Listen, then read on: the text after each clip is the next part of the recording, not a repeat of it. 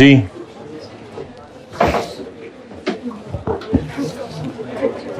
Capital gain का chapter निकालना है, पेज नंबर 271। नोट्स या किताब को शुरू करते हैं, हम आ चुके हैं काफी देर के।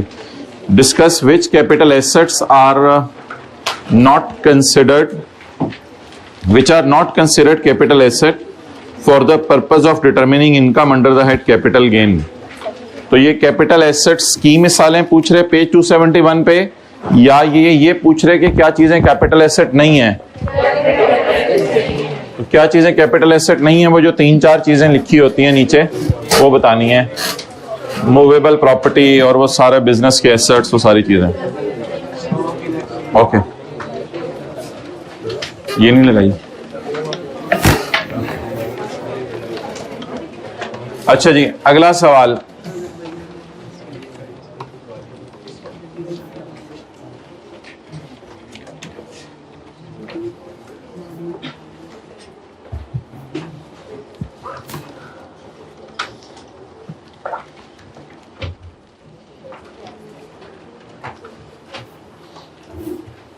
Mr. Shehbaz, a resident individual, earned 850,000 from the sale of assets as shown below। Unlisted companies के शेयर बेचना कहां फॉल करेगा, बोलें? Private company. तो ये कैपिटल गेन होगा या सिक्योरिटीज होगा? Capital gain. ज्वेलरी बेचना कैपिटल गेन, स्कल्पचर बेचना कैपिटल गेन होगा, और shares of private limited company बेचना ये भी कैपिटल गेन है। अब आगे इसमें डिस्कस द ट्रीटमेंट में क्या है, ये जरा सुनते जाएं। डिस्कस द ट्रीटमेंट में तो कुछ भी नहीं है। बोलें shares of an unlisted public company. मैं बोल देता हूं, shares of unlisted public company falls under the definition of capital asset. Unlisted public company के शेयर्स कहां फॉल करते हैं, बोलें? कैपिटल एसेट की डेफिनेशन में फॉल करते हैं, कैपिटल एसेट की। Therefore, the gain arising on the disposal of capital asset amounting to rupees 4 lakh is chargeable under the head income from capital gain। The jewelry falls under the definition of capital asset। The gain arising on jewelry amounting to 6,50,000 is chargeable under the head income from capital gain। Sculptures falls under the definition of capital asset, and no loss shall be recognized on the disposal of sculpture। In shares of private limited company falls under the definition of capital asset, and the loss arising on disposal of private company shares, इसमें आप लिख के आएंगे section 38 का 1। इसमें आप लिख के आएंगे for calculating capital gain a deduction shall be allowed for any loss on the disposal of these private company shares। So this loss will be allowed as deduction। ये बात लिख के आएंगे। किधर है वो? कोई नोट्स, कोई किताब, कोई? हाँ जी, नोट्स निकाल, मैं निकाल लाओ बैग, मैं खोल दूँ, मैं निकाल होती है। It's height of anything. Okay, next. Wait करें, क्लास है। अच्छा, इसके बाद आप क्वेश्चन नंबर तो छोड़ें, आ जाए, बैठ जाएं। इसके बाद आप वो सफा निकाल लें जो कल वाला हम पढ़े थे।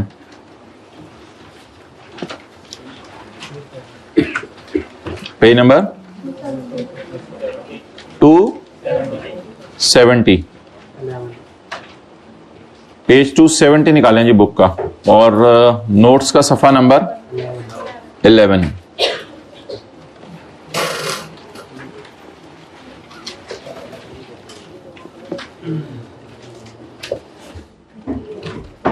टेस्ट में तो कल कैपिटल गेन का चैप्टर ही होगा, बाकी हल्का फुल्का न्यूमेरिकल में तो प्रॉपर्टी या अदर सोर्स आता रहे तो उसमें तो कोई परेशानी वाली बात नहीं। न्यूमेरिकल में तो कुछ भी आ सकता है। सही समझ आ गई ना बात? ओके। अच्छा, हमने ये पढ़ा था कि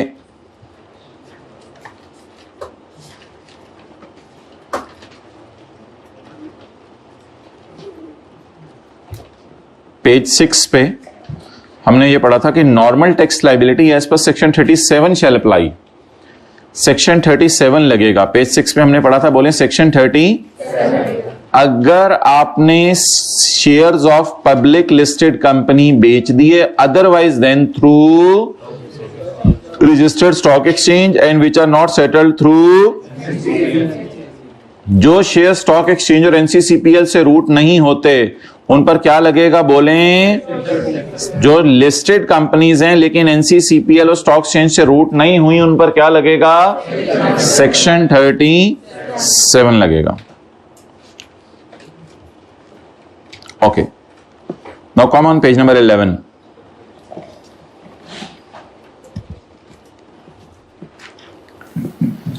सेक्शन 37A अब now excludes the section 37A now excludes the shares of listed company कर दिए मैंने, दिखा दिए हैं। now not which is not traded on stock exchange and not settled through section 37A ने उन शेयर्स को निकाल दिया हुआ है वहां से, 37A से निकाल दिया हुआ है। अब सेक्शन 37A अप्लाई होगा for tax collection and payment for such of market transactions. मतलब क्या है? ऑफ मार्केट ट्रांजैक्शन का क्या मतलब है? अगर एक चीज स्टॉक एक्सचेंज से रूट नहीं होगी तो वो ऑन मार्केट ट्रेड होगी या of market? Of market. Section 37 applies for tax collection and payment. For tax collection and payment का मतलब है कि अब अगर आप लिस्टेड कंपनी के शेयर्स पे ये सेक्शन नहीं लगता, लेकिन अगर लिस्टेड कंपनी के शेयर स्टॉक एक्सचेंज और मेरे पास मोबाइल लेकिन अगर लिस्टेड कंपनी के शेयर्स ऑफ स्टॉक एक्सचेंज और एनसीसीपीएल से रूट नहीं करवाएंगे तो फिर सेक्शन कौन सा लगेगा? 30। जब सेक्शन 37 लगेगा तो लिखें 10% टैक्स डिडक्ट भी होगा। ये इस लाइन का मतलब है कि 10% टैक्स कटेगा भी। असल में ये जो कल से हम सेक्शन पढ़ रहे हैं 10% टैक्स काटना, सर उमैर सरासे पता नहीं क्या बातें लगे हुए थे, ये सेक्शन 37A के लिए पढ़े हैं, सेक्शन 37 के लिए पढ़े हैं। आ जाए हाइब्रिड में आ जाए, बैठ जाया करें। मैंने कि जब मैं ना रुकूं तो आ जाया करें जी। वो तो छोड़ दो मेरे भाई, वो लगेगा क्या? बस उन पे ही वो नहीं लगेगा। क्या लगेगा वो हमारे सिलेबस में नहीं है। ओके,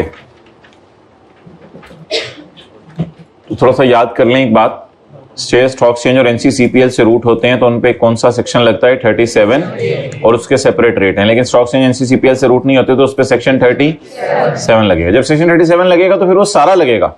और कल से हम पढ़ेंगे जो कंपनी लिस्टेड नहीं है, बोले जो कंपनी लिस्टेड नहीं है उस पर ये वाली सारी डिस्कशन हो रही है कल से, क्योंकि कल आते ही मैंने लिखवा दिया था अदर देन लिस्टेड कंपनी।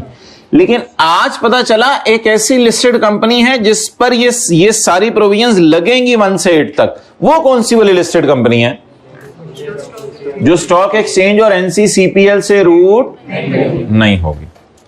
तो बेसिकली सादा सी बात है, ये सारा का सारा किन के लिए है? सेक्शन 37 के लिए या 37A के लिए?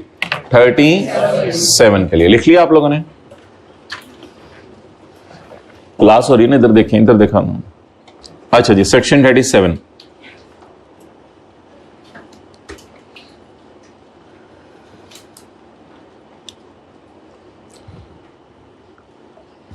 अभी जरा रिपेट्रिएबल का लफ्ज छोड़ें।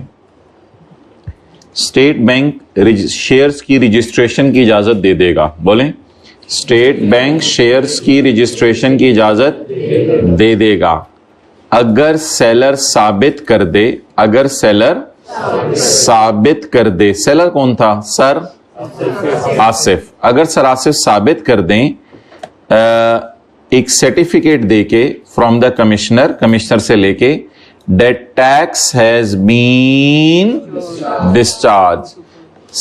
बताएं स्टेट बैंक शेयर्स को रजिस्टर करना कब परमिट करेगा? जरा जल्दी से बताएं। स्टेट बैंक शेयर्स को रजिस्टर करना, रजिस्टर किसके नाम लगवाए जाते हैं? पुराने बंदे के नाम या जिसने खरीदे हैं? स्टेट बैंक शेयर्स को रजिस्टर करना कब अलाउ करेगा? इफ, आगे बताएं, इफ अगर सर आसिफ एक सर्टिफिकेट दे दें, किससे लेके? के टैक्स क्या हो चुका है, मेरा कट चुका है। अगले बंदे ने मेरा टैक्स बोले क्या कर लिया है, क्लियर? अच्छा, एक ना छोटी सी बात है, असल में इसमें ना टैक्स कटता नहीं है, इसमें थोड़ा सा डिफरेंट स्टोरी है, इसलिए उसने डिस्चार्ज का लफ्ज बोला है। टैक्स डिस्चार्ज, मरीज नहीं जैसे डिस्चार्ज होता। रिपेट्रिएबल शेयर्स, सेलर कौन था, सरासिफ। रिपेट्रिएबल शेयर्स ऐसे होते हैं bought by foreign investor, bought by foreign investor. बाकी हम सेलर सरासिफ ही कर लेते हैं, फ्रॉम सर आसिफ। अच्छा, अगर फॉरेन इन्वेस्टर सरासिफ से शेयर बाय करता है ना, इनको रिपेट्रिएबल इसलिए कहते हैं कि फिर ये फॉरेन इन्वेस्टर के शेयर बन जाते हैं, फिर पाकिस्तान से हमें बार बार डिविडेंड उनको भेजना पड़ता है। अब बाहर वाले लोग जब सरासिफ से शेयर खरीदते थे वो टैक्स नहीं काटते थे, वो कहते थे हम बाहर हैं, हमें क्या टेंशन है, पाकिस्तान की हुकूमत ज्यादा क्या कर लेगी। तो बाहर वाले बंदे ने सरासिफ से शेयर खरीदे, सर उमैर ने खरीदे, बाहर वाले बंदे ने इसने सरासिफ को कितने पैसे देने थे, 700। इसने 700 पूरे के पूरे सरासिफ को दे दिए। इसने कहा मुझे कौन पूछेगा, पाकिस्तान की हुकूमत ने क्या कहना है, बाहर आके तो मुझे पकड़ेंगे। उसको कवर करने के लिए लॉ में करने का है कि ये जो बाहर वाला बंदा है ना, तू सुन ले, तेरे नाम शेयर नहीं ट्रांसफर हो सकते, फिर तेरे नाम हम शेयर भी नहीं अब ट्रांसफर करेंगे, चल अब तू आजा। फिर इधर से पकड़ लिया उसको।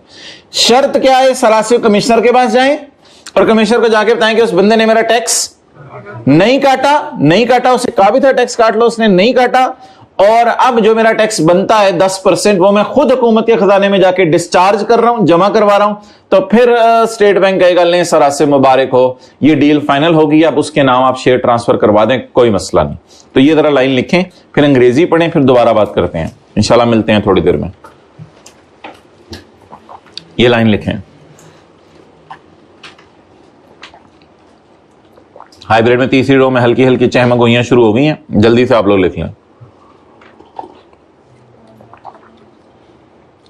पढ़ के लुट मचा रहे हैं, हाथ खड़ा करें। अच्छा नहीं पढ़े, हाथ खड़ा करते करते आप लोग डर गए। पढ़ रहे हैं, हाथ खड़ा करें, पढ़ रहे हैं माशाल्लाह। क्यों नहीं पढ़ क्या करने आए हुए हैं और कर क्या रहे हैं, बड़ी बात है माशाल्लाह जी। 1 मिनट, इसी को एग्जैक्ट 24.1234 पे करवा दो, क्योंकि हाइब्रिड में लोगों ने लेट आना शुरू है। ये जगह है, पिछले सेकंड रो में जगह है, इधर 3 को चलें, ठीक है, जैसे मर्जी बैठे। वो वैसे तो जब या बैग को पीछे रखवा दें, ये तो बहुत तंग होगी जगह। अच्छा, अब भाई मुझे ये बताएं,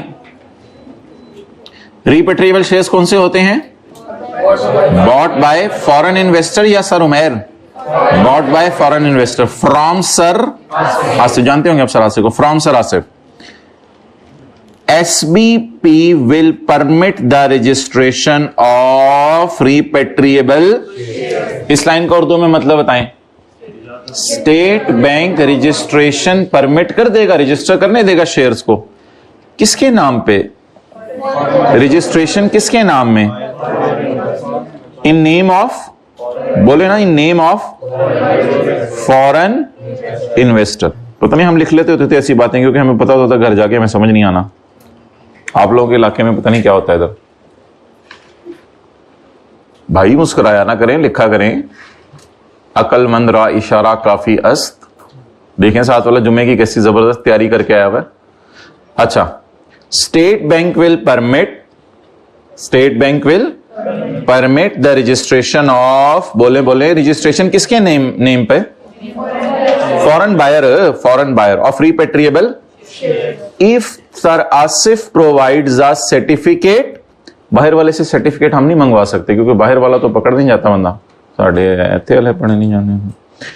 if sir Asif provides a prescribed certificate from commissioner से एक सर्टिफिकेट मंगवा लें जिसमें कमिश्नर लिख के दे अल्हम्दुलिल्लाह टैक्स सर आसिफ ने डिस्चार्ज कर दिया है, टैक्स हैज बीन डिस्चार्ज। आमतौर पे सर आसिफ जमा करवा देते हैं, he himself will pay 10%. अब वैसे तो किसने जमा करवाना था? सर उमैर ने जमा करवाना था ना, लेकिन इसमें ही himself by discharge by sir Asif, क्योंकि बाहर वाले बंदे अक्सर टैक्स काटना भूल जाते हैं, उनको प्रोविजंस भी नहीं पता होते ना पाकिस्तान के लॉ की। by sir Asif, he himself will pay tax.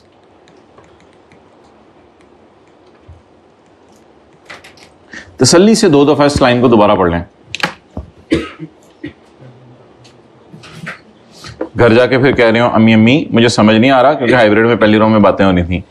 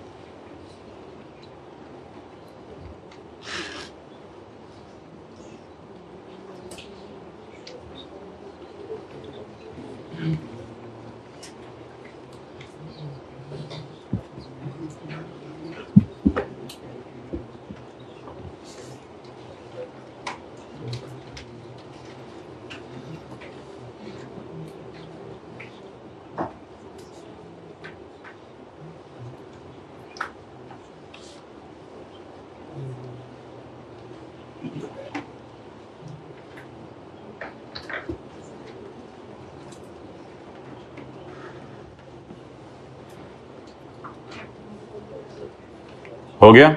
इधर एसी क्यों नहीं चला हुआ भाई? इन्होंने फीस दी हुई है, पक्खे चल रहे हैं। वो पखियां भी कंपनी प्रोवाइड करे फिर, अगर पखे ये एसी नहीं चल रहा तो। State Bank of Pakistan will permit the registration of repatriable, अगर सर सिर्फ ये साबित कर दें कि टैक्स इस पे डिस्चार्ज हो चुका है। चलें जी, तसल्ली से पढ़ें। फाइनेंस एक्ट 2023, इस तरह ना 1-2 मिनट में घर में दोबारा पढ़ लिया करें सारा, जल्दी से जाके। फाइनेंस एक्ट 2023 ने एक नई प्रोविजन इंसर्ट की है, जिसमें उसने कहा है कि टैक्स कटा करेगा on sale of shares. Sir Umair के ये जिम्मे है अगर ये प्राइवेट कंपनी के शेयर्स हैं, लेकिन अगर ऐसी लिस्टेड कंपनी जो स्टॉक एक्सचेंज से रूट नहीं हुई तो उनपे भी ये सेक्शन लगेगा। सर उमैर के ये जिम्मे है कि वो टैक्स काटेंगे 10% of fair market value of shares जिस वक्त, बोले जिस वक्त सर उमैर पेमेंट कर दें या जिस वक्त शेयर्स रजिस्टर हो जाए। वो फिर हमने पढ़ा था, कहानी अलग है। जमा हुकूमत के खजाने में आपको पता है आराम से ही कराना होता है, जमा तो पेमेंट के बाद ही कराना होता है। Tax reduction is required, tax reduction की जरूरत है, बिल्कुल टैक्स रिडक्शन की जरूरत है।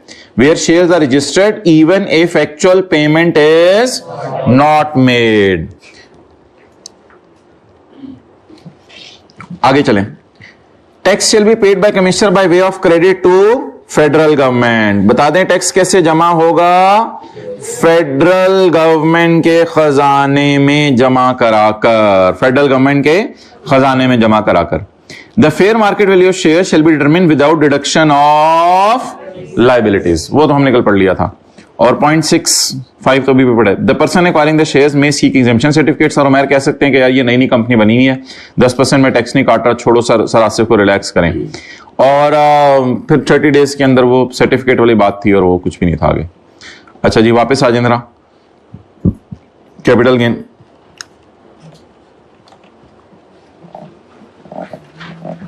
Income from capital gain. Capital asset कौन सा होता है इन 3-4 के अलावा? इन 3-4 के अलावा। उसके बाद गेन का फॉर्मूला क्या है? A minus B. और उसमें क्या क्या आएगा? कॉस्ट में क्या चीजें नहीं आएंगी? जो खर्चा किसी ओवरहेड में जाता है और बिजनेस में। इसके बाद सिक्योरिटीज से पहले एक और भी सेपरेट ब्लॉक इनकम है, उसमें ओपन प्लॉट का बेचना, कंस्ट्रक्टेड प्रॉपर्टी का बेचना और फ्लैट्स का बेचना। ये भी कहां फॉल करेगा बोले? ये एग्जेम्पशन ऑन कैपिटल गेन वाली प्रोविजन में ना एक मसला है, ये आपस में कॉन्ट्राडिक्ट कर रही हैं चीजें। ये आईकैप को ईमेल करके हम देखेंगे, फिर बड़ा टाइम लगेगा इस पे, इसलिए इसको भी छोड़ दें। लॉसेस कौन कौन से माइनस करने की इजाजत है? प्राइवेट कंपनी वाले माइनस करने की इजाजत है, और बाकी लॉसेस माइनस करने की इजाजत नहीं है जो कि ज्वेलरी पेंटिंग वगैरह पे हो या एग्जाम्प्ट एसेट पे लॉस हो, वो भी माइनस करने की इजाजत नहीं है। सेक्शन 37A कहता है कि मैं गेन निकालूंगा A माइनस बी से, होल्डिंग पीरियड निकलेगा खरीदने और बेचने के दरमियान। सिक्योरिटी की डेफिनेशन बहुत ब्रॉड है और डेरिवेटिव प्रोडक्ट्स वो होती हैं जो अपनी कीमत किसी और से डिराइव करें, और डेट सिक्योरिटीज जो है वो बड़ी अजीब सी डेफिनेशन है, बस है तो है, उसका और कोई हल हमारे पास नहीं है, बस ये अब याद ही करनी है। ओके नेक्स्ट आगे चलें। आगे मोहतरम शेयर्स ऑफ पब्लिक कंपनी तब पब्लिक समझे जाएंगे जिस वक्त आप जब शेयर बेचने के तब भी पब्लिक हैं, लेकिन अगर ये कंपनी शुरू में पब्लिक थी और एंड पे प्राइवेट हो गई तो फिर ये सेक्शन 37 ही नहीं लगेगा। और गेन सेपरेट ब्लॉक होगा, डिस्पोजल ऑफ सिक्योरिटीज के ऊपर लॉस होगा, और जो लॉस माइनस नहीं हो सकेगा उसको कितने साल तक कैरी फॉरवर्ड करेंगे? 3 साल तक। However loss can be adjusted from the security, loss को गेन से एडजस्ट किया जा सकता है। फिर अगले सेक्शन में ये लिखा हुआ था कि सेक्शन 37 नहीं लगे, सेक्शन ए नहीं लगेगा बल्कि सेक्शन 37 लगेगा अगर स्टॉक एक्सचेंज से शेयर रूट ना हो और एनसीसीपीएल से शेयर रूट ना हो, और अगर कोई कंपनी लिस्टिंग प्रोसेस में और उसी दौरान आपने शेयर्स बेच दिए तो भी सेक्शन 37 लगेगा। लेकिन अगर आप एनसीसीपीएल को बाद में बता दें तो फिर सेक्शन 37A लगेगा। मार्केट बेस्ड ट्रांजैक्शन वो होती है जो कि स्टॉक एक्सचेंज के जरिए शेयर बेचे जाएं, उनमें 0.5% माइनस करने की इजाजत है। इसकी इंशाल्लाह रिवीजन हमारी होती रहेगी। ये सिक्योरिटीज हैं और बस डीम्ड इनकम की भी इंशाल्लाह रिवीजन होगी। इसके और सवाल हैं, हम इंशाल्लाह किया करेंगे। थोड़ा थोड़ा सिलेबस आगे मूव करता रहेगा तो सवाल इंशाल्लाह करते रहेंगे। कोई एसी शेसी तो नहीं सेट कराना हाइब्रिड में? इसी को देख रहे थे एक दो लोग। अच्छा जी, चैप्टर 1 निकालें।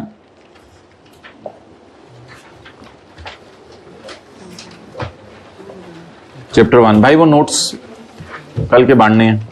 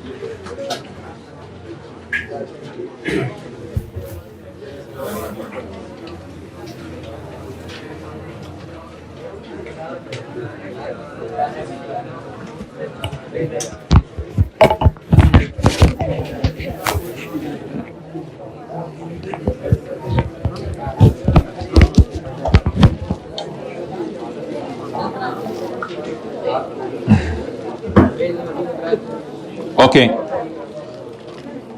किधर है? नोट्स ला रहे हैं? ओके कोई नहीं, हमने तो किताब का बता दिया हुआ था, बच्चों के पास किताब होगी। अच्छा जी, definition of tax. Tax is defined as follows. आ रही है नोट्स, आ रही है notes. Tax is defined as follows. यह है कहीं टी है, कल नोट सेंड पे लाके रखे तो सही से उसने क्या मिल नहीं रहे उसको। कोई नहीं, मेरे घर से मंगवा। अच्छा, tax is a collection of share of individual. बस इधर देखें, tax is a collection of share of individual. Tax में इंडिविजुअल की सारी इनकम, भाई पेज सफा नंबर 1 है किताब का, तू किधर घूम रहा? टैक्स में सारी इनकम घर लेके चले जाते हैं टैक्स पेयर की, या उसका share? Taxation is a collection of share of individual and organisations income. कौन कलेक्ट करने वाला होता है? By government under authority of law. ये टैक्स वॉलेंट्री होता है पे करना, या गवर्नमेंट किसी तरह रिकवर करा लेती है? अथॉरिटी ऑफ लॉ के तहत गवर्नमेंट रिकवर करा लेती है। टैक्स फिर यूज कहां होता है? Tax is use by government for increasing revenue. Tax से गवर्नमेंट, बाकी दोनों क्लासों में भी किसी को भेजना। Tax is use by government for increasing revenue, revenue बढ़ाने के लिए। तीसरी क्लास में भी किसी बंदे को भेजें। Tax is use by government, आप चले जाओ तीसरी क्लास में। Tax is use by government for increasing revenue. Pause करके आप चले जाओ। Tax is use by government for increasing revenue. Done. चलो बांटना शुरू करें। हाथ खड़े कर दें, खड़े हो जाएं जिसके पास नोट्स नहीं है। Okay, tax is use by government for increasing revenue. Tax किस लिए यूज किया जाता है गवर्नमेंट के लिए? आखिरी रो में बांटे ना, for increasing revenue under the authority of law. किसके पास नोट्स नहीं मिले हाथ खड़ा कर दें। Under the authority of law, law की अथॉरिटी के तहत। To promote the welfare and protection for its citizen. और टैक्स फिर पाकिस्तान में कहां यूज होता है? कि अवामुन नास की प्रोटेक्शन होती है और अवामुन नास के लिए अच्छे काम होते हैं। टैक्स यहां पे यूज होता है। आगे चलें। टैक्स का सबसे बड़ा मकसद क्या है? टैक्स का सबसे बड़ा मकसद है लोगों के लिए क्या इकट्ठा करना? रेवेन्यू। टैक्स का सबसे बड़ा मकसद क्या है? लोगों के लिए क्या इकट्ठा करना? रेवेन्यू इकट्ठा करना। टैक्स का सबसे बड़ा मकसद है लोगों के लिए रेवेन्यू इकट्ठा करना।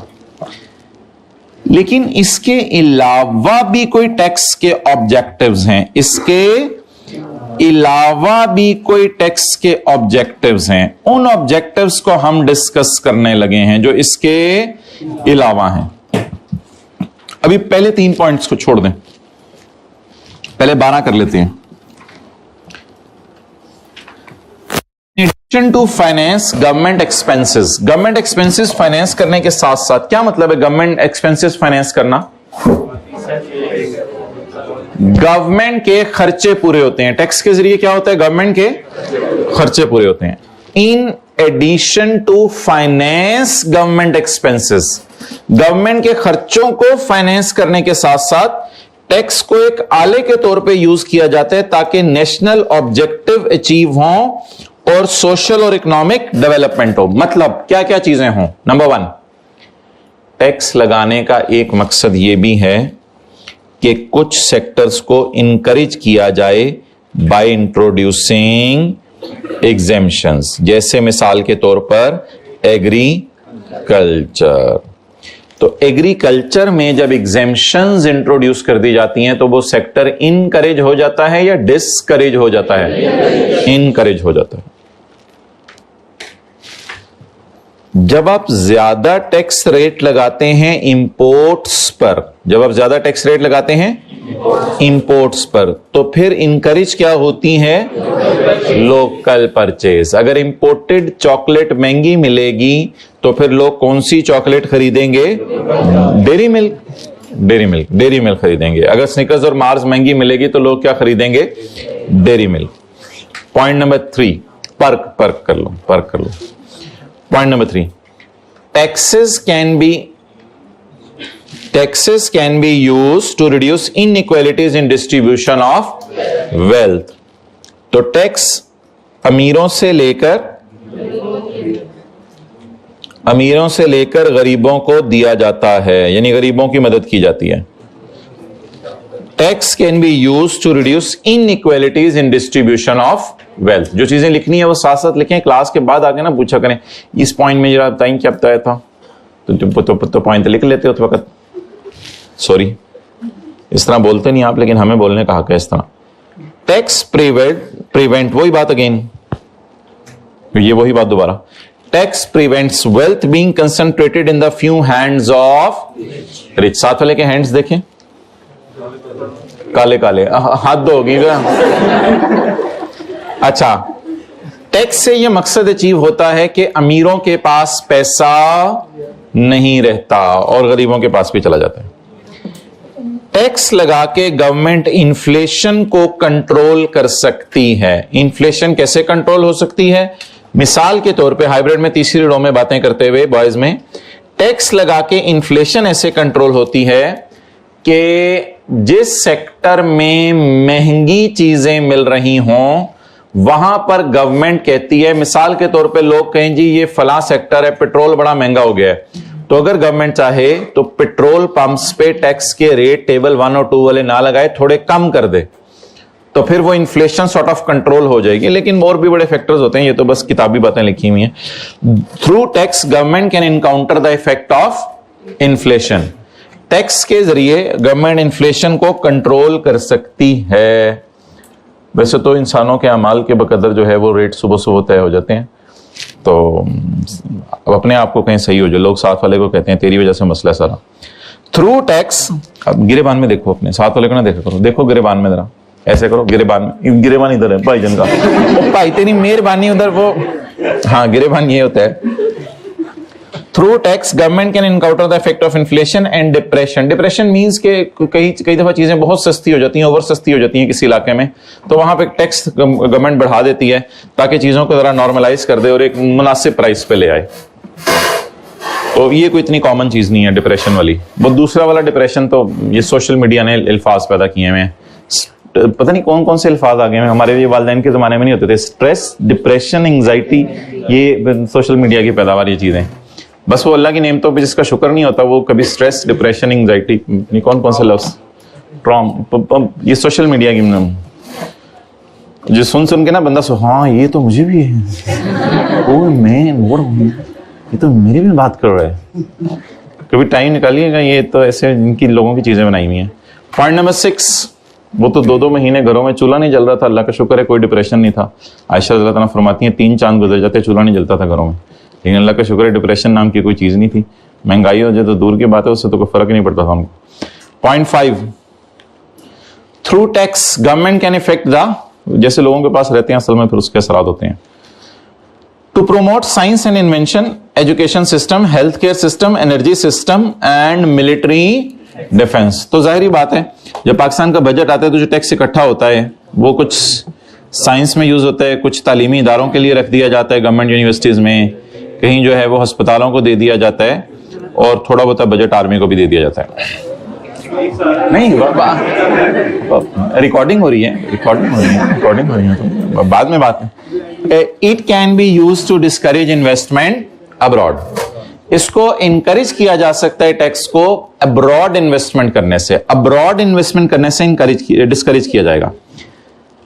चैप्टर नंबर 6 में हम पढ़ेंगे आपको टैक्स माफ होगा, ये ना चैप्टर 6 एक है वो भी से सुन लें। चैप्टर 6 हमारा होगा टैक्स कहां कहां माफ होगा। भाई को यकीन नहीं आ रहा था, सफर चैप्टर का नाम देख लिया, मैं इस्तेमाल कर लिया, कर लो तोला तोला कर लिया, कर लो। अच्छा नहीं खैर है, बस इधर देख रहा था, बुक सही वाली खरीदी है मैंने। अच्छा, चैप्टर नंबर 6 में ये लिखा हुआ है कि आपको टैक्स क्रेडिट मिलेगा on buying plant in Pakistan. बता दें इसका फायदा क्या होगा। अगर आप पाकिस्तान में प्लांट खरीदेंगे आपको टैक्स माफ होगा, इसका फायदा क्या होगा? एम्प्लॉयमेंट। तो इस वजह से लोग पाकिस्तान में प्लांट खरीदते हैं ताकि चैप्टर 6 में उन्हें क्या माफ हो। और अगर आपने ये कह दिया कि जहां मर्जी दुनिया में प्लांट खरीद के फैक्ट्री लगा लें सारा, सिर्फ कोई मसला नहीं, आपको टैक्स माफ कर देंगे, फिर तो मसला हो जाएगा, फिर तो फॉरेन कंट्री में भी पाकिस्तानी पैसा भेजेंगे। तो बेहतर है पैसे को पाकिस्तान में रखें। तो बोलें टैक्स को किस लिए यूज किया जा सकता है? It can be use to discourage investment abroad, बाहर के मुल्क में इन्वेस्टमेंट करने से इस टैक्स को टैक्स डिस्करेज करता है, बाहर के मुल्क में इन्वेस्टमेंट करना। तो पाकिस्तान में इन्वेस्टमेंट इनकरेज कैसे कर रहा है वो मैंने आपको मिसाल दे दी, टैक्स माफ कर रहा है। अच्छा, ये पॉइंट 8 है। तकरीबन 70-80% बच्चे जो भी क्लास के बाद आके सवाल पूछते हैं ना वो इसी में से पूछते हैं, सर ये जरा दोबारा बता दें पॉइंट 8, बाकी तुम्हें समझ आ गया, सर ये जो दरमियान में था ना ये बता दें जरा। टैक्स इस तरह बोलते नहीं है लेकिन मुझे तो बोलने का हक है ना। Tax can be used as a bargaining tool in trade negotiation with other countries. तो इसकी बड़ी आसान सी मिसाल है, इसका उर्दू में भी लिखवा देंगे। पाकिस्तान और चाइना के दरमियान बहुत सारी चीजें आपस में मिसाल के तौर पर खरीदी बेची जा रही हैं। तो पाकिस्तान वाले कह दें अगर हम जाके चाइना में चीज बेचेंगे हमें टैक्स कम कर देना, यानी कि हम जाके उधर चीजें बेचेंगे, चाइना वाले तो टैक्स लगाएंगे लेकिन थोड़ा कम टैक्स ले लेना। और चाइना वाले भी कह दें कि हम भी आके पाकिस्तान में अपनी चीजें बेचेंगे तो हमसे भी तुम टैक्स क्या ले लेना, कम ले लेना। अब टैक्स एक टूल के तौर पे यूज हो गया जिसने दोनों मुल्कों के दरमियान ट्रेडिंग आसान कर दी। अगर ये टैक्स नाम की चीज फिक्स होती कि बस इतना ही टैक्स लगेगा, 40% नीचे आ ही नहीं सकता, फिर मसला हो जाता। तो बेहतर है कि हमारे बंदे उधर जाएं तो वो हमें टैक्स माफ कर दें और उनके बंदे इधर आए तो हम उन्हें टैक्स माफ कर दें या थोड़ा सा रेट कम कर दें। इससे दोनों मुल्कों में बोलें बार्गेनिंग हो सकती है। ये एक बार्गेनिंग टूल है इन trade negotiation with other countries. Other countries से ट्रेड नेगोशिएशन में ये एक टूल के तौर पर इस्तेमाल किया जा सकता है। ठीक है, ओके, नोट कर लें। पाकिस्तान और चाइना वाले एक दूसरे को चीजें बेचते हैं।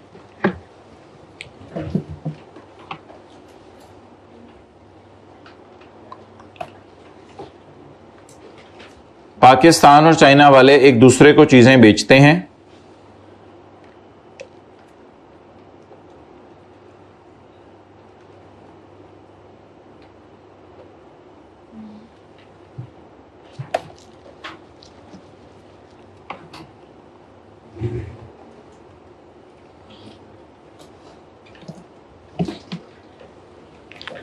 अब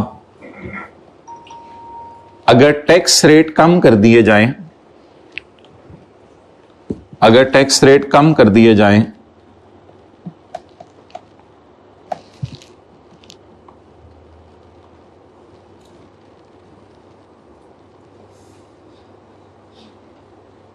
तो ट्रेड नेगोशिएशन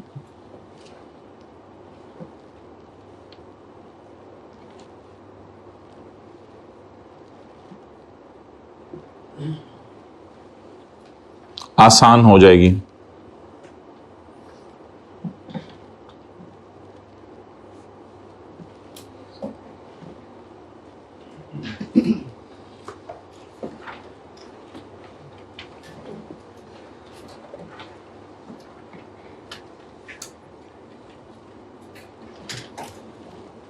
डन, अगला पॉइंट पढ़ लें।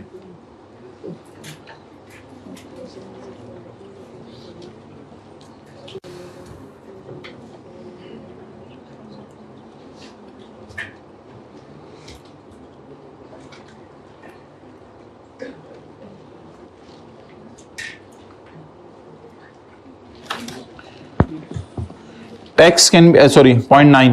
Tax laws can be used for documentation of economy. Tax laws को यूज किया जाता है इकोनॉमी को क्या करने के लिए? डॉक्यूमेंट करने के लिए।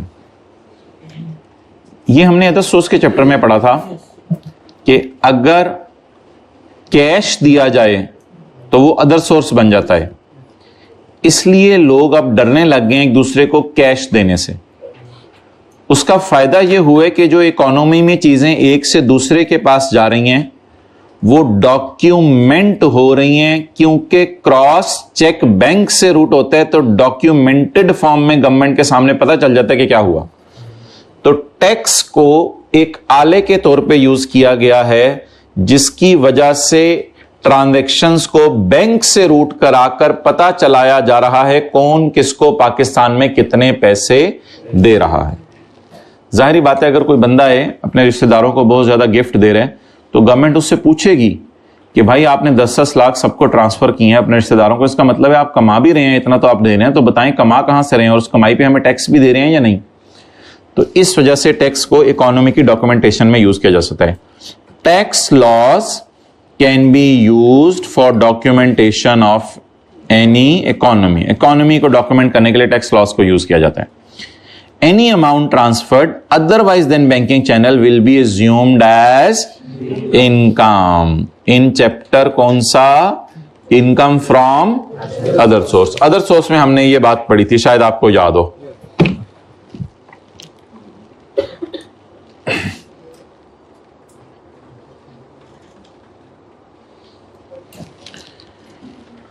Okay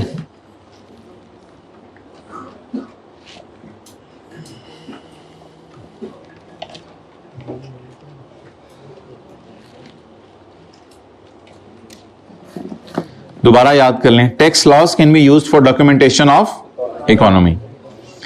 government can discourage use of harmful goods by levying heavy rate of taxes on certain sector. Cigarettes वगैरह जैसे हैं तो इसके ऊपर हैवी टैक्स रेट लगाए जा सकते हैं। हाइब्रिड में सेकंड रो में नींद पूरी करते हुए इस पे हैवी टैक्स रेट लगाए जा सकते हैं ताकि डिस्करेज किया जा सके अनडिजायरेबल सेक्टर्स को।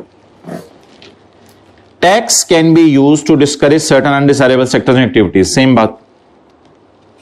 Government can encourage research and development by introducing tax credits. मतलब बताएं, जो बंदा कोई नई रिसर्च करे तो गवर्नमेंट उससे खुश होती है और गवर्नमेंट उसको क्या माफ कर देती है? टैक्स।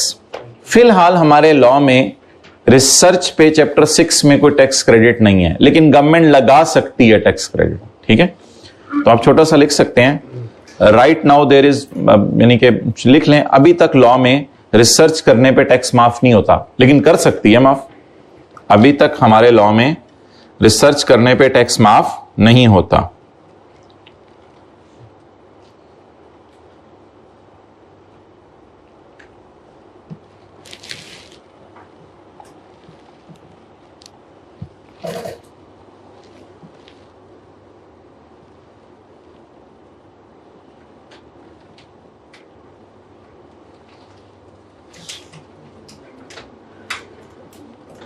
लिख लिया? अब पढ़ लें पहली लाइन। अच्छा, इसको याद कर लें। नंबर 1 क्या इंट्रोड्यूस कराई जा सकती हैं? Exemptions. Number 2 high tax rate import पे लगा के लोकल परचेज इनकरेज की जा सकती है। इनइक्वालिटीज को रिड्यूस किया जा सकता है। Wealth concentrate in the hands of rich, इसको रोका जा सकता है, prevents. Through tax government can encounter the effect of inflation and depression, promote blah blah blah blah blah, discourage investment abroad, bargaining tool के तौर पे यूज होता है। Documentation of economy, use of discourage use of harmful good, discourage, encourage research and development. अच्छा जी, non revenue objectives of taxation.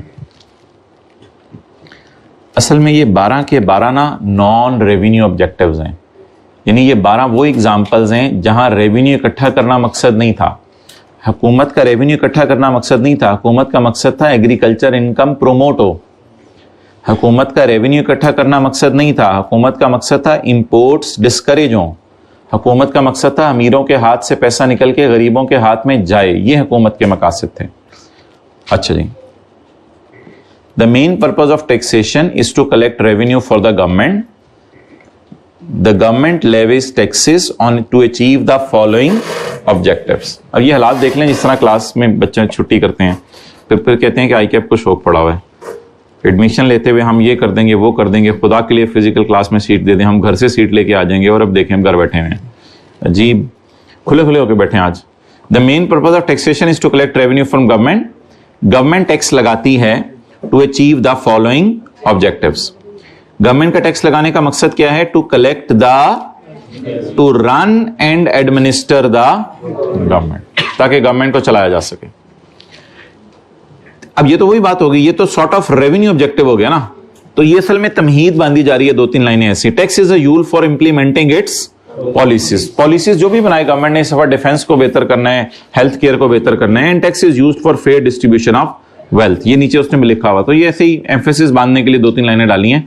असल में paper में सवाल आते हैं नॉन रेवेन्यू ऑब्जेक्टिव्स बताएं टैक्स के, तो उसमें ये 12 लिख के आने हैं। ओके, ये दीजिएगा जरा नोट्स। ओके,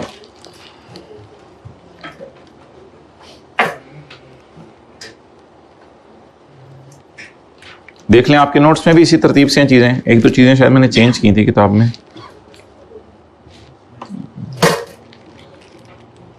ये यहां पे क्या लिखा है? यहां पे क्या लिखा हुआ है? Zero rate on exports. बाकी तो वही है ना सारा। अच्छा जी,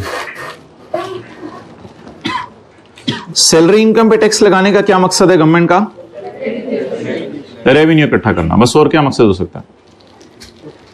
पैसे अगर ट्रांसफर हो बैंकिंग चैनल के अलावा, जैसे आप किसी को कैश वगैरह दे देते हैं, तो ये तो फिर जुल्म है। इसका क्या मकसद है हुकूमत का? इस वजह से अदर सोर्स में जाता है, वरना गवर्नमेंट को कोई शौक नहीं था सजा देने की। मूवेबल एसेट्स पे टैक्स लगता है, मूवेबल ज्वेलरी, पेंटिंग, मूवेबल चीजों पर टैक्स लगता है। इसका क्या मकसद है? मूवेबल चीजें आमतौर पे वैसे लॉ मेकर समझ रहे, लोग अगर खरीदते हैं तो फिर इसका मतलब है कि अमीरों से अमीर ये चीजें खरीदते हैं, तो गरीबों को दे पैसे। ज्वेलरी वगैरह, पेंटिंग वगैरह, ये अमीरों के काम है, ये मूवेबल चीजें ही है ना, ज्वेलरी वगैरह, पेंटिंग वगैरह एटसेट्रा। तो ये अमीर लोग खरीदते हैं, फिर ये गरीबों को पैसे दें, टैक्स दें। Higher tax rate on import of luxury items, इससे क्या रिड्यूस होगा? Imports of unnecessary goods. Research को अगर आप खर्चे के तौर पे अलाउ कर देंगे तो इससे फायदा क्या होगा? रिसर्च पे ऊपर मैंने कहा था टैक्स क्रेडिट भी मिल सकता है, लेकिन रिसर्च को अगर आप खर्चे के तौर पे अलाउ कर देंगे तो फिर तो अच्छी बात है ना, लोग रिसर्च करेंगे। और अगर आप कहेंगे रिसर्च करो, खर्चा हम माइनस नहीं करने देंगे। रिसर्च आमतौर पे किस चैप्टर में होगी? बिजनेस के चैप्टर में।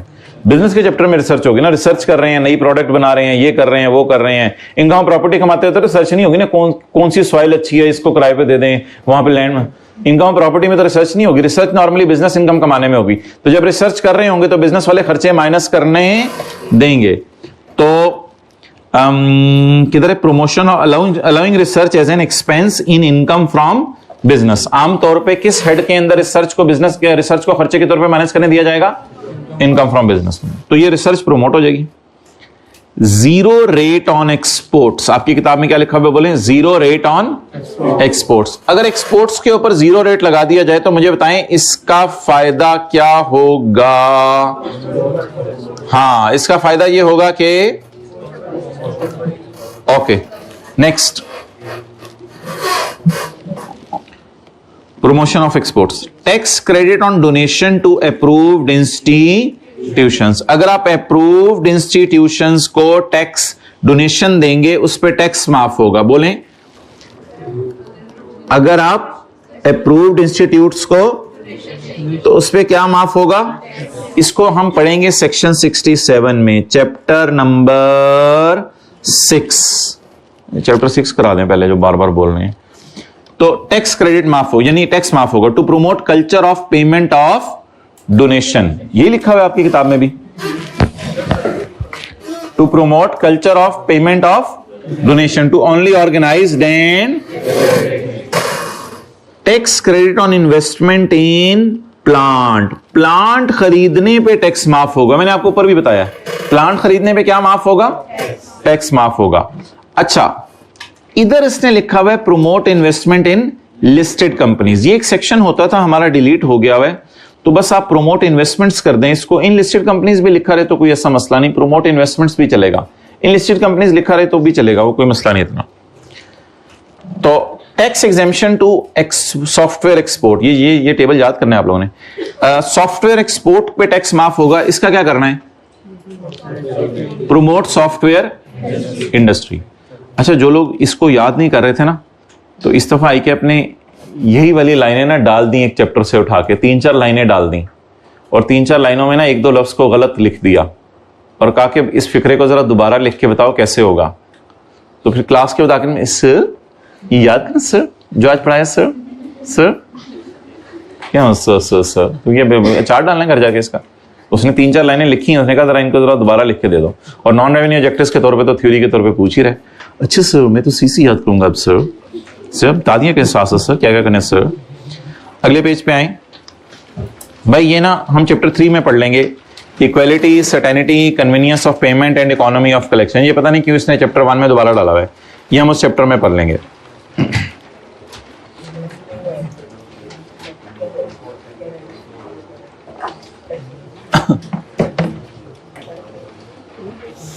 Tax as a means for development. अच्छा, अब आप लोगों ने 5-7 मिनट जो है वो जरा फोकस करना है। हम ये छोटी छोटी सी चीजें हैं, ये फारिग करके एक न्यूमेरिकल करना शुरू करने लगे हैं, तो ये जल्दी से फारिग करते हैं। छोटी छोटी सी चीजें हैं।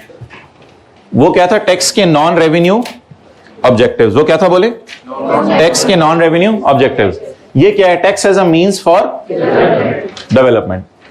ये पढ़ चुके हैं आप। Exemption of tax to agriculture sector, promote किसे करता है? अब वही बातें दोबारा करें, मुल्क की डेवलपमेंट हो रही है। चैरिटीज वाली बात अभी हमने की थी, चैरिटी पे टैक्स माफ होगा। अगर आप सदका देंगे, चैरिटी करेंगे, टैक्स क्या होगा? Charity can be encouraged by providing, ये बात भी अभी पढ़ी है ऊपर, repetition. Imposing high custom duty on import, अभी पढ़ के आए हैं। इंपोर्ट के ऊपर अगर ज्यादा टैक्स लगा दें तो लोग लग्जरी आइटम खरीदेंगे नहीं, बल्कि पाकिस्तान में बनेंगी चीजें।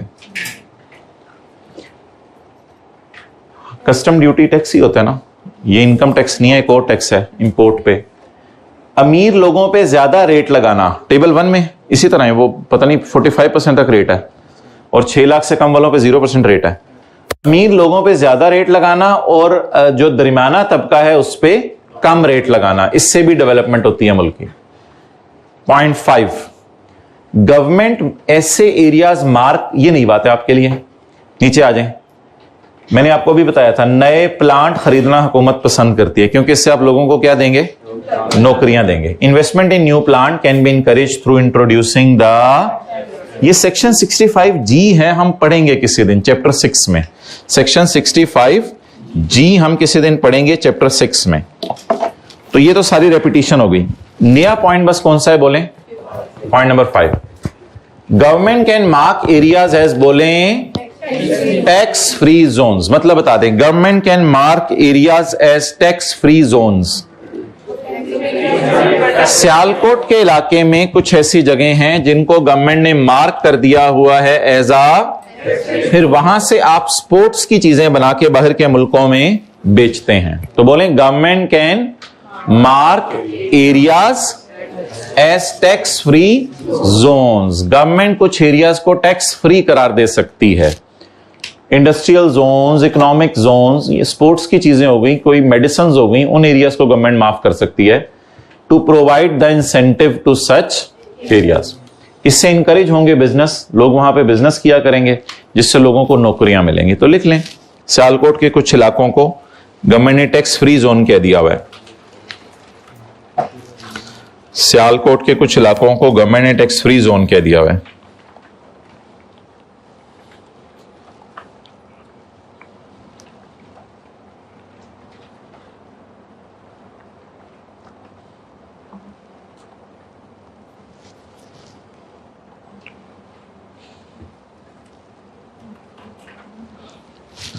ओके,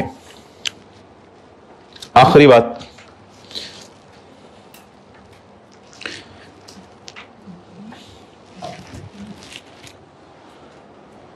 फ्लैट टैक्स और प्रोग्रेसिव टैक्स।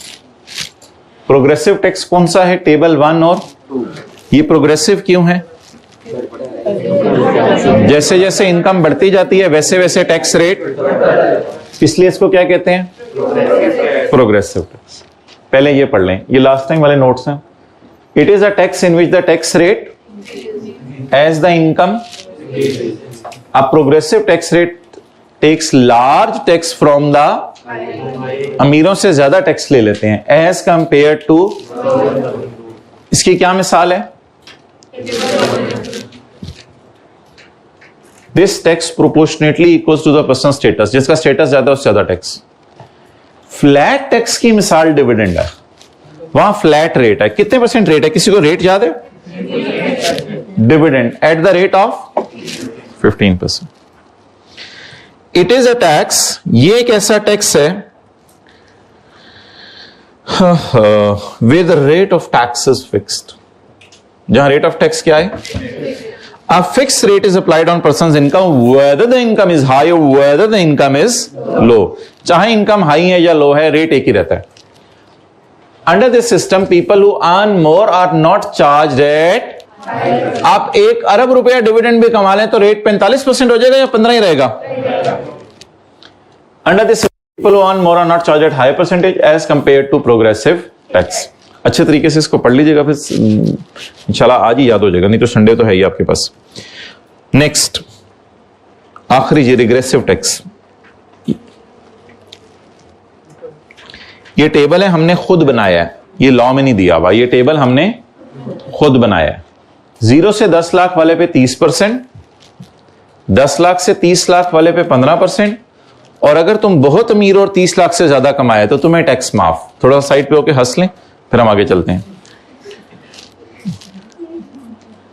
हंस लें, एक दफा दोबारा ट्राई करें। तो ये कौन सा टैक्स हो गया? प्रोग्रेसिव या रिग्रेसिव? यानी कि जो साथ वाले जैसे सुस्त हैं या आप जैसे सुस्त हैं? साथ वाले जैसे। जो साथ वाले जैसे सुस्त हैं, पड़े रहते हैं, कमाते ही नहीं, वो थोड़ा सा कमा भी लें तो गवर्नमेंट कहती है इसमें से 30% मुझे दे दो ताकि सुस्ती खत्म हो। और जो बहुत ज्यादा चुस्त हैं, दिन रात लगे रहते हैं और बहुत ज्यादा कमाते हैं, बहुत लोगों को नौकरियां देते हैं, बहुत कुछ, गवर्नमेंट कहती है तुम्हें टैक्स बहुत कम, 5%। तो जितने अमीर होते चले जाओगे उतना टैक्स रेट तुम्हारे लिए। तो यहां सुस्ती खत्म करने के लिए हो सकता है किसी मुल्क में ऐसा टैक्स हो जहां लोग सुस्त हों, पड़े रहते हों, कहते हों बस साथ ही इधर भिंडी लगाई हुई है, इधर गंदम लगाई हुई है, बस कोई नहीं, पड़े रहो। तो उन लोगों के लिए फिर गवर्नमेंट ने कौन सा टैक्स रेट लगाए हुए हैं? पाकिस्तान में ऐसे कोई नहीं है। बना लिया आप लोगों ने? क्या रहेगी इसमें? मतलब देखो 7 लाख है तो उस पर नहीं, ये चेंज भी हो सकता है, 30% प्लस 30% ऑफ अमाउंट एक्सीडिंग, ये उस तरह भी हो सकता है।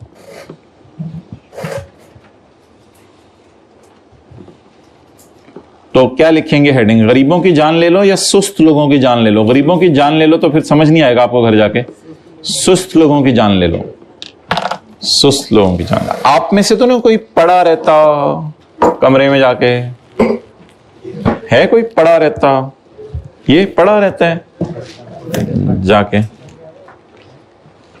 अच्छा, जब फ्री हुआ करें ना तो सो जाया करें, मोबाइल ना इस्तेमाल किया करें। ये जरा जिंदगी का असूल याद रख लीजिएगा। जब फ्री हुआ करें ना तो सो जाया करें। सोना बहुत बेहतर होता है उस पर मोबाइल यूज करने से। चैप्टर 18 निकालें बुक्स में।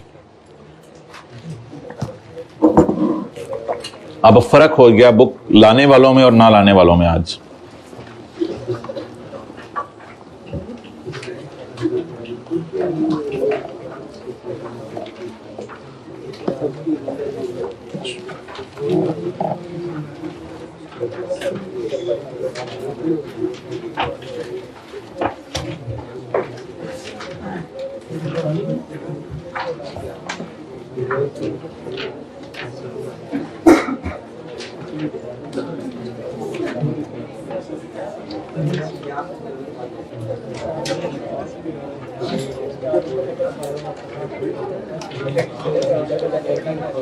निकाल लिया भाई?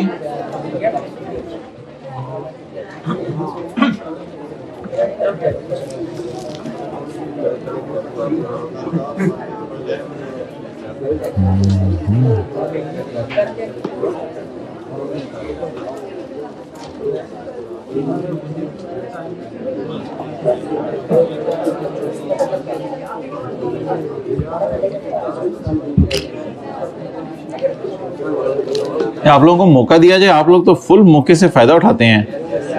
दुनिया जहान की गप्पें जो रोक के रखी होती हैं।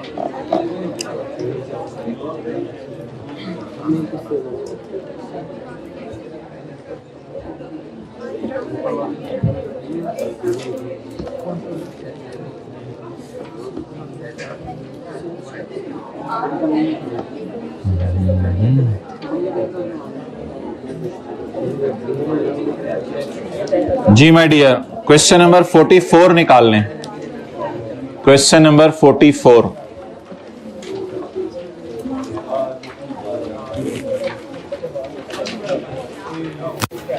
भाई अब्दुल्ला को कहीं व्हाट्सएप चेक करें। अस्सलाम वालेकुम भाई, मुझे चैप्टर 18 भेज दो, लेटेस्ट वाला। आप लोग मुझे पेज नंबर बता दें बुक का। 493। चलें जी। कितने की किताब है? 50 रुपए बच गए फिर, ये 450 ज्यादा लगे। अच्छा, काशिफ इज बिता काशिफ। कोई नहीं, इधर भी वही सवाल है जो 7 वाले की किताब पे है। ठीक है, रजिस्टर के खोलें जरा, बैक्टीरिया साफ करें रजिस्टर के ऊपर जो आया हुआ है। 7 वाले के रजिस्टर पे फेंके सारा बैक्टीरिया, झाड़ें जरा रजिस्टर को 7 वाले की गोद में, सर पे नहीं मारना।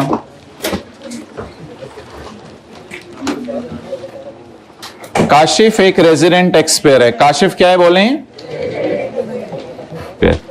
ही ओन्स अ सिंगल स्टोरी बंगला। ये कैसे हो सकता है? बंगला सिंगल स्टोरी? हाँ हो सकता है, इसमें क्या ऐसी बात है? तो ये कौन सा फ्लोर है बंगले का? Ground floor. फर्स्ट फ्लोर भी किसी ने बोला है, जरा क्लास के बाद आए जरा। हम इस वक्त किस फ्लोर पे बैठे हैं? ग्राउंड फ्लोर पे। और इससे ऊपर चले जाएंगे तो first floor. Kashif is a resident filer who owns a single storey Bangla in Karachi, including basement. उसमें क्या शामिल है? बेसमेंट भी शामिल है। आगे पढ़ें जी, आगे क्या लिखा हुआ है? ही सोली यूजेस द बेसमेंट। बेसमेंट किस लिए यूज करता है? वहां पे सोने के लिए जाता है? नहीं। ही सोली यूजेस द बेसमेंट ऑफ बंगला, जिसमें 20% ऑफ टोटल बंगला एरिया है, for storing his personal belongings. बीवी का जहेज पड़ा हुआ है उसमें जो वो लाई थी, तो पर्सनल बिलोंगिंग्स उसकी पड़ी हुई है, उसकी जाती चीजें पड़ी हुई हैं। उसने बीवी को कहा था मैं मर जाऊंगा, इस्तेमाल नहीं करूंगा ये चीजें, वो फिर चीजें नीचे पड़ी हुई हैं अभी तक। पर्सनल बिलोंगिंग, जबरदस्ती उसके घर वालों ने दे दिया था, वो कहते हैं मैंने नहीं लेना। काशिफ हमारे इलाके के ऑन 1 अक्टूबर 2019, 1 अक्टूबर 2019 को, साल खत्म होने से कितने महीने पहले? 9 महीने, 8 माशाअल्लाह। अक्टूबर, तो आप लोग तो बोले भी नहीं ना, आप लोगों से मैं क्या कहूं? अक्टूबर, नवंबर, दिसंबर, जनवरी, मार्च, मई, जून, तो कितने महीने हो गए? साल खत्म होने से 9 महीने पहले उसने बंगला किराए पे दे दिया। लोग बंगले में रहते हैं, इसने बंगला किराए पे दे दिया। बेसमेंट किराए पे नहीं दूंगा मैं, उसमें तो वही चीजें पड़ी हुई हैं। ठीक है, अहमद को किराए पे दे दिया और बेसमेंट में ताला लगा दिया। बेसमेंट में तू दाखिल हुआ तो फिर देखी तेरी बेसमेंट बनाऊंगा। Excluding the basement portion to Ahmad under the 3 year rent agreement. Other details of rent agreement are as follows. Ahmad से महीने का किराया कितना लेंगे? 3 लाख। नॉन एडजस्टेबल एडवांस कितना लेंगे अहमद से? 35 लाख रुपया। सिक्योरिटी चार्जेस कितने लेंगे? चल अगला जरा पैरा पढ़ के मुझे हाथ खड़ा करके मतलब बताएं। अगला पैरा पढ़ के हाथ खड़ा करके, अगला पैरा पढ़ के हाथ खड़ा करके मतलब बताएं। In addition to above, Kashif also provides Ahmed with a backup electricity. उसने उसको backup electricity भी अरेंज करके दी है, यानी घर के साथ amenities and utilities. Backup electricity from a generator. Oven से बिजली निकलती है, जनरेटर। During load shedding, जब लोड की शेडिंग हो जाए तो उस वक्त कहते हैं मैं जनरेटर ऑन कर दिया करूंगा at a fix monthly charge of. ये जनरेटर के पेट्रोल का, वो इथे वेखो सारे, ये जनरेटर के पेट्रोल का बिल है या ये वो पैसे हैं जो अहमद काशिफ को देगा? ये वो पैसे हैं जो अहमद काशिफ को देगा। ये मेरे ख्याल से अदर सोर्स की ग्रॉस रिसीट है। अदर सोर्स की एक और भी चीज है वैसे, he rented his bangla, other details of rent agreement are given below। 3 lakh तेरे से बंगले के लूंगा, 35 लाख तेरे से ले लूंगा फिर वापस कर दूंगा, 40,000 तेरे से सिक्योरिटी गार्ड के लूंगा और 50,000 तेरे से जनरेटर के लूंगा और तेरी जान नहीं लूंगा। The electricity connection of basement is separate from the rest of bungalow. आप ये ना समझ लेना कि बेसमेंट को इंशाल्लाह हम बिजली अपनी वो नाक से तारे निकाल के दे। बेसमेंट की बिजली का इंतजाम अलग है, कहते हैं आप वो टेंशन नहीं लेना, बेसमेंट की बिजली अलग है, वो इंशाल्लाह बेसमेंट में बिजली है, कहते हैं वो परेशान ना हो। अच्छा, मे भी कोई अलग सोलर प्लेट लगाई हो, कुछ किया हो, बेसमेंट की बिजली अलग है। वैसे भी जहेज को क्या रोशनी चाहिए। ऑन 30 सितंबर 2022 को, रोशनी तो घर में है ना, उजाला से शादी होती है ना, रोशनी तो घर में है। भाई मुस्कुरा रहे हैं, अभी नहीं उम्र आई, पहले टैक्स पास करो, फिर अगला, फिर आर्टिकल्स, बीच में भी कर सकते हो, अलाउड है, कोई मसला नहीं। बस इस तरह की बातें कर लो इनसे। ऑन 30 सितंबर 2022 को, भाई ये तो 30 जून 20 का साल था ना, इस साल 9 महीने घर किराए पे रहा। हमारा सवाल 30 जून 20 का मुझे लग ही नहीं रहा, हमारा सवाल मुझे लग रहा है 30 जून 23 का, 30 जून 23 का लग रहा है हमारा सवाल। ऑन 30 सितंबर 2022, वैसे कितने साल बने थे, कितने साल वो रहा? 1 अक्टूबर 19 से, भाई थोड़ा सा इंटरेस्ट लेना, इधर देखें, 1 अक्टूबर 19 से कितने साल इधर रहा? 1 अक्टूबर 20, 1 अक्टूबर 21, 1 अक्टूबर 22, कितने साल रहा? 3 साल पुराना किराएदार रहा। 30 सितंबर 2022 में पुराना छोड़ के चला गया है। मुझे कोई बंदा ये बता दे कि हमारे साल में पुराना कितने महीने रहा? 30 सितंबर 22 को छोड़ के चला गया है। 1 जुलाई 22 से लेके हमारा साल है बोले 30 जून 23 तक। इसमें जुलाई, अगस्त, सितंबर में कौन रहा है? पुराना किराएदार, ये हमारे वाला। On 30 September the rent agreement concluded and Kashif agreed to sell the entire मेरा सामान कड लीजिएगा to sell the entire bungalow to Ahmad, the entire तुझे बेच दूंगा, फिर तो बंगला पूरा ही बेचेगा। ये तो नहीं कि अभी भी बेसमेंट मेरी है, लूटो मैं चाहिए तेरी बेसमेंट तू। अच्छा, the non adjustable security deposit was retained, non adjustable वापस नहीं किया हमने 35 लाख, 35 लाख हमने वापस नहीं किया, 35 लाख हमने पकड़ लिया उससे पैसा, क्योंकि अब हमने उसे क्या बेचने, बंगला बेचने। As per the agreement Kashif ने इस पे कब्जा कर लिया, sorry, the non adjustable security deposit was retained as a down payment for purchase. अच्छा, इससे कोई फर्क नहीं पड़ता कि 35 लाख रुपए पे मैंने कब्जा कर लिया है। इन दोनों बातों को प्लीज मिक्स नहीं करना। ये बिल्कुल उसी तरह है कि 35 लाख मैं उसको वापस कर देता और 1 मिनट बाद कहता हमारी अगली डील भाई ये है कि आपको मेरे से बंगला चाहिए, हमेशा के लिए खरीदना चाहते हैं, आपका दिल लग गया है, 3 साल में ही आपका यहां रह के दिल लग गया है, तो बड़ा आपका दिल है, तो अगर आपका दिल लग गया है तो आप मुझे 35 लाख दे दें। वो 35 lakh advance for purchase of bungalow है, वो कुछ और है 35 लाख। इसका मतलब है कि ये जो किथे रह गए, ये जो डिपॉजिट हमने रिटेन किया है, रिटेन के लफ्ज से पेपर में कोई फर्क नहीं पड़ेगा। हमें पेपर पॉइंट ऑफ व्यू से यही समझना चाहिए कि 2 काम हुए हैं। नंबर 1, 35 लाख मैंने वापस कर दिया है, 35 लाख मैंने वापस कर दिए और 1 मिनट बाद दोबारा 35 लाख ले लिया। लेकिन ये लिया किस लिए है? आप समझ आ गया? रिटेन से कंफ्यूज नहीं होना कि रख लिया तो सर अब क्या होगा, ये तो रिफंडेबल होता था, ये तो वापस करते थे पुराने किराएदार को। ये बिल्कुल वापस हुआ है। वापस करने लगे और एडवांस पकड़ने लगे, उसने कहा नहीं नहीं यार यही रख लो, चलो। वो मतलब 35 लाख दे दिया आपने उसको, इससे ये नहीं अगला कैसा था। अब आपके पास 35 लाख का स्टेटस बदल गया है। अब 35 लाख का स्टेटस नॉन एडजस्टेबल अमाउंट नहीं है। अब ये जो आपने प्लॉट बेचा है उसकी डाउन पेमेंट है, घर बेचा उसकी डाउन पेमेंट है। 25 अक्टूबर को वो आया अहमद थोड़ा सा पीछे हो गया आके डील से और कहते हैं नहीं मैं नहीं ये बंगला लूंगा, तुम जानो तुम्हारा बंगला जाने। तो बेसमेंट की वजह से ये कहां से बातें शुरू हो गई। तो काशिफ ने कहा बेटा मैं भी नहीं तुझे पैसे दूंगा।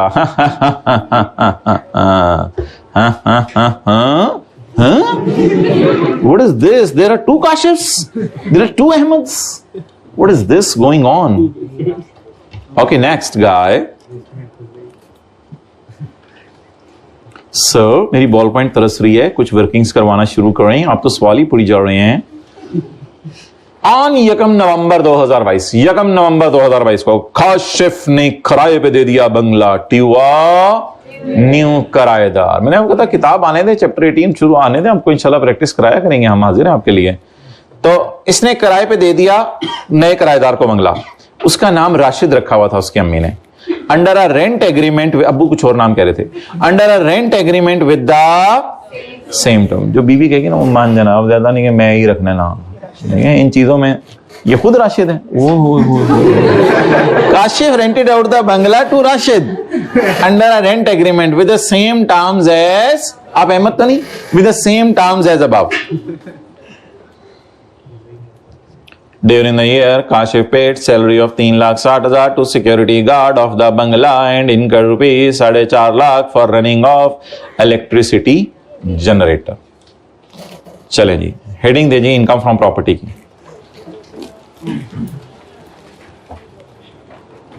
जरा रेंट मुझे कोई निकाल दे कैलकुलेटर पे आज, मुझे जरा रेंट जल्दी से निकाल दें।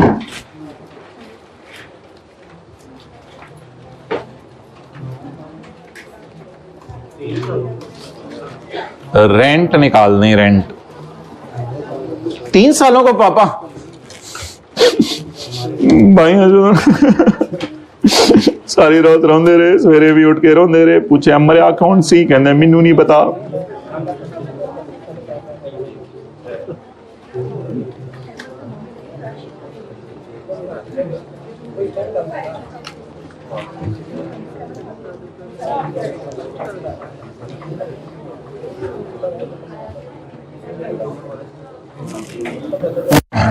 जी हाइब्रिड में दूसरी रो में बातें हो रही हैं और हम इधर इनकम फ्रॉम प्रॉपर्टी का सवाल सॉल्व कर रहे हैं। इनको टाइम दे दें, आज जोहर से लेकर असर तक आपको टाइम दिया जाता है। इसी रूम आपके लिए खोल दिया जाएगा, एसी चला दिए जाएंगे, बैठ के जितनी मर्जी बातें कर लें ताकि पूरा सेशन की बातें आज ही पूरी हो जाए।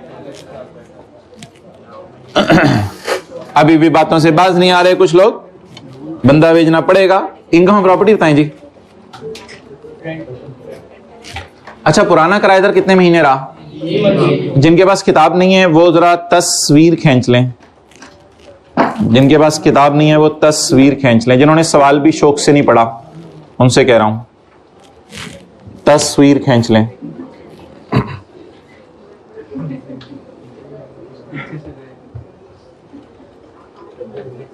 खिचड़ और नॉट खिचड़? खिचड़, ओके। अच्छा बताएं जी, पुराना किराएदार कितना अरसा रहा? हमारे साल 3 महीने रहा ना। पुराना किराएदार हमारे साल 3 महीने रहा। अच्छा, नया किराएदार पुराने के जाते ही नहीं आ गया। अब तस्वीर खींच रहे हैं। लो जी, जिन्होंने होते थले कर ले हम तस्वीर खींच रहे हैं। नया खींच लेना। अब नया किराएदार जाते ही नहीं आ गया। महीना घर खाली रहा है। जब वो बात चल रही थी उससे कि यार तू ले ले, उन्होंने फिर ये रिश्ता पसंद, उन्होंने फिर ये घर पसंद नहीं किया। बात चल रही थी उनसे ना, बात चल रही थी। ज़हन पता नहीं लोगों के कहां जाते हैं। बात चल रही थी, तो बात चल रही थी किससे?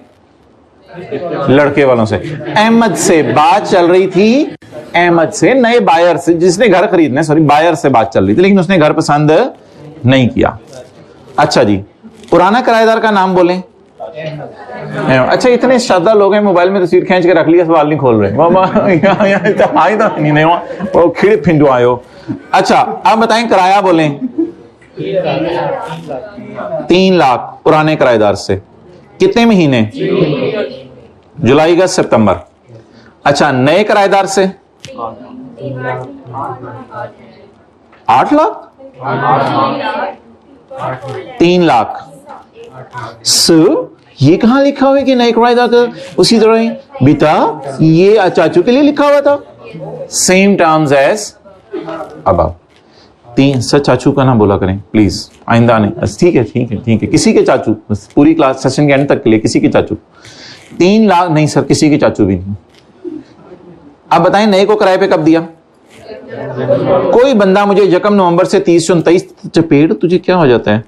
1 नवंबर 22 से आप 30 जून 23 तक मुझे महीने गिन के बता दें। 8 महीने। तेरी तेरी तरी तरी 00 रुपीज है ना, 1000। तू सो क्यों जाने? No, don't restart, don't close the program because we have our own program here. आंडा आंडा आंडा गरम आंडे। Non adjustable advance.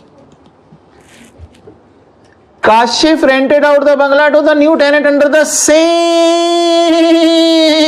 terms, same। अब बताएं नए से कितना लिया?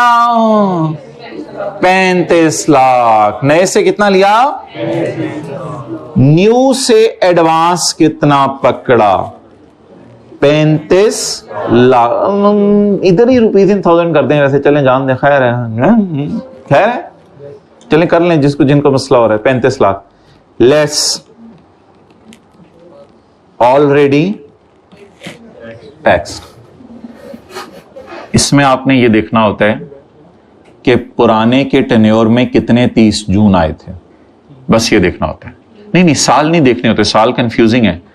पुराने के टेन्योर में कितने 30 जून आए थे ये देखना होता है। पुराना माय डियर आया कब था? 1 अक्टूबर 19। हमारा साल कौन सा है? 30 जून 23। अब 1 अक्टूबर 19 के बाद 30 जून गिनने कितने आए? 30 जून 20, 30 जून 21 और 30 जून 22। ये 3 दफा 30 जून आया और फिर तो हमारा साल है। तो पुराने के देखिए ना, 30 जून 22 के बाद वो छोड़ के गया है, वो तो काफी लेट छोड़ के गया है, 30 सितंबर 22 को छोड़ के गया है। तो बताएं पुराने के टेन्योर में कितने 30 जून आए? कितनी दफा इसको हमने 10 से डिवाइड किया होगा? 3 दफा। अब ये प्रोविजन थोड़ी थोड़ी याद आ रही है? ये सेक्शन नंबर 16 का 1 अप्लाई हो रहा है या 16 का 3? 16 का 3, 1 में था कोई आया और 3 में था पुराना जा नया आ। 35 लाख को 10 दफा इनकम में डालना था, लेकिन कितनी दफा डाल चुका? 3 दफा। 1050 चपेट 0, मैं कर लेता हूं 0 0 0। जी मेहरबानी पिता, इसको बाहर ले जाते हैं 24-50 को, बोलो क्यों नहीं? 10 पे डिवाइड करेंगे। ओ मैन, वो था पढ़ाकू गाइस। जी 2450 डिवाइड बाय 10, 245000 लिखें या रुपीज इन थाउजेंड में है? 245 पे क्लास रख लेते हैं, एक्स्ट्रा रखनी है क्लास, बताएंगे इंशाल्लाह आपको। चलें जी सीए करें आगे। चलें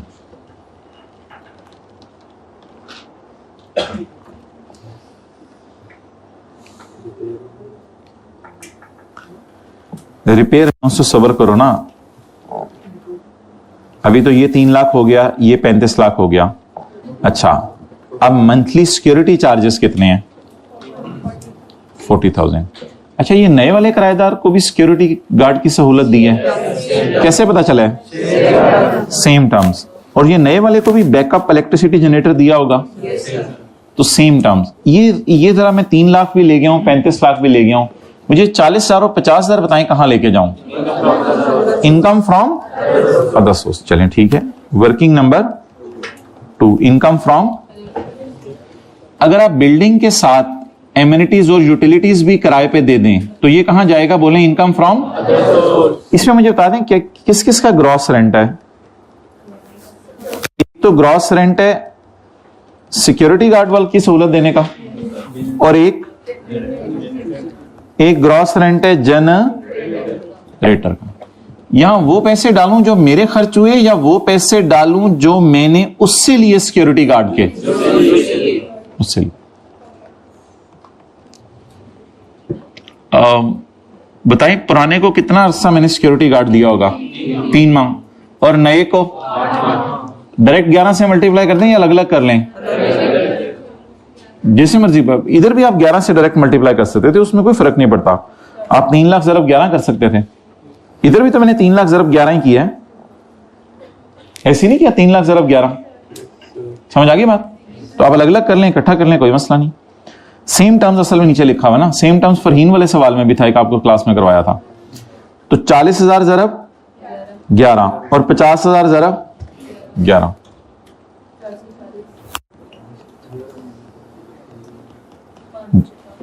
$500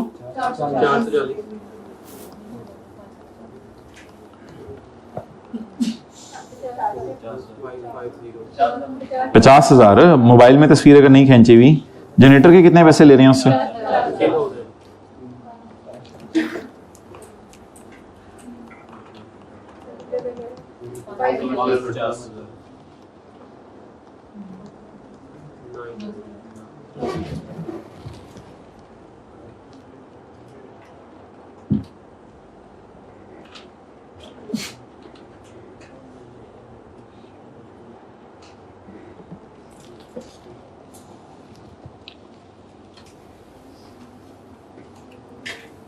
हाइब्रिड में फर्स्ट रो में क्या प्रॉब्लम है पता कराओ। ये चीज मांग रहे हैं किसी रोज से, पता नहीं कुछ बैठे हुए दूर दूर वालों को आवाजें लगा रही हैं या पता नहीं कोई बात चल रही है। अच्छा माय डियर आगे चलें। 29 ये यहां तक हो गया, ये ले गए 35 लाख भी, 40,000 भी ले गए, ये वाला 50,000 भी ले गए।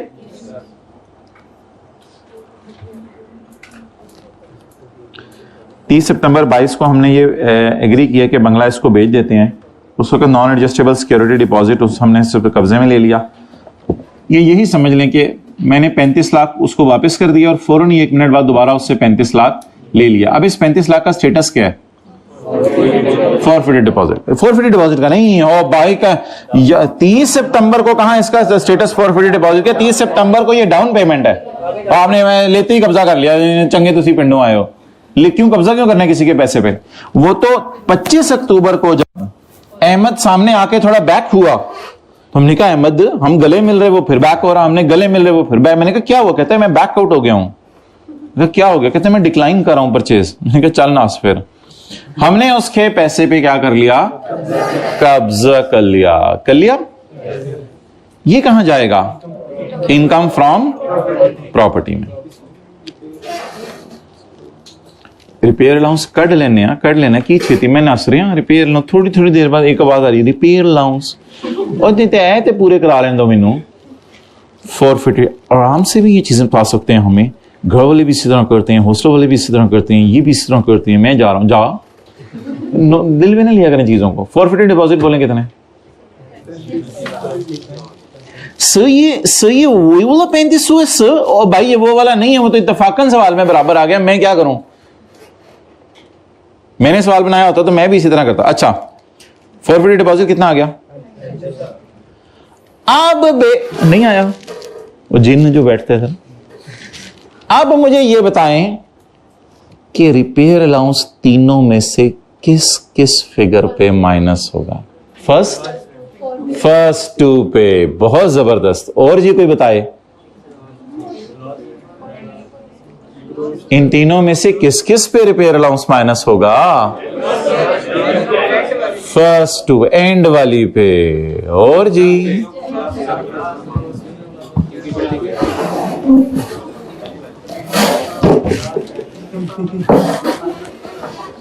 मेरे भाई आपको कितनी दफा बताया है कि रिपेयर अलाउंस सिर्फ लैंड के केस में माइनस नहीं होना।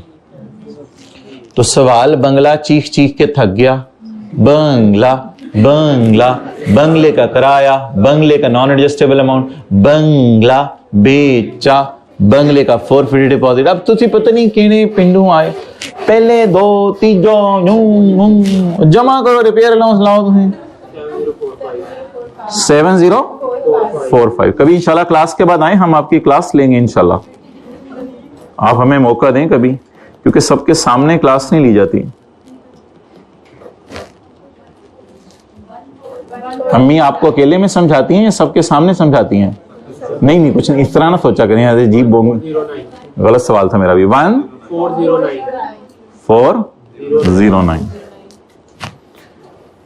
तो की टोटल कराने करा ले। मैं खर्चे नहीं मार, और कोई खर्चा मैं माइनस नहीं करूंगा, करा लें जो कराने। तो सवाल दे पढ़ लें, दो और कोई खर्चा ना हो। अच्छा जी मुझे ये बताएं कि क्या कहते हैं, मैं सवाल ही भूल गया। चलो आगे चलो फिर। सर 10:30 हो गए हैं सर, छोड़ दें सर खुदा के लिए सर। मैं पढ़ेगा ही नहीं, तुम छोड़ा कि तुम। On Yekam November 2022, Kashif rented out the bungalow to a new tenant Rashid under a rent agreement with the same terms as above. ये तो हो गया ना सेम टर्म्स। सेम टर्म्स की वजह से तो ये 8 लिया था मैंने और वो सारा। During the year, Kashif paid salary of 3,60,000 to security guard and incurred 450 running the electricity. ये दोनों खर्चे कहां से माइनस होंगे? Other sources. सिक्योरिटी गार्ड कितनी तनख्वाह पर मंथ है या टोटल है? टोटल है। कितनी? चलें इस पे कल बात करेंगे। और दूसरी क्या चीज है? बिजली का बिल, जनरेटर का बिल ना। ठीक है, इसको कल करेंगे डिस्कस, क्योंकि वो एक छोटी सी चीज इसमें डिस्कस करें। कहां लेके जा रहे हैं आज साथ वाले को? नहर वाले पुल पे। Okay that's nice. Capital gain का चैप्टर हो जाए कल, या कि चैप्टर 1 भी साथ थोड़ा सा जरा कोई एक आधा सफा, ज्यादा नहीं, एक आधा सफा, तो पहले 2 सफे हो जाए। ठीक है, जैसे आप कह रहे हैं capital gain, other source of property का न्यूमेरिकल, और कैपिटल गेन में से थ्योरी भी आ सकती है।